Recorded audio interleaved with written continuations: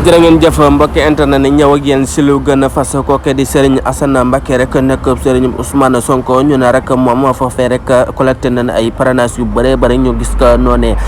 ba tey rek leneen li si gën a fas moom kooke di Youssou Ndour borom fekkee ma si boole rek nekk ab chanteur bu mag moom nag génn na àdduna si mbir yu xamante ne seen rek amoon na fan yi weesu rek moo xam sa diggante rek seen famille boobee jëm si kooke di Aby Ndour ak rakam di ak problème boobee nga xam ne rek moo di kooke di Viviane mu àddu sa nag naa wax loole rek jóg na sa wax ba rek yaakaar naa ne dana sa am na ndox mu sedd ba tey rek élection yi ñu dëgmal moom kooku di Youssou Ndour muy xam la na rek yooyu la élection daal du sa bokk benn yoon du bokk si élection yooyu ñu dëgmal rek 2024 bi moom kooku di Youssou Ndour nekk nag ab chanteur bu mag a mag ñu ràññee ko lool fii si réew Sénégal moom kooku di Youssou Ndour yéen ñi ñu topp saa su ne nag way leen te abonné partage like vidéo baax te xam ne saa su ne da ngeen fiy jot ay actualité saa su ne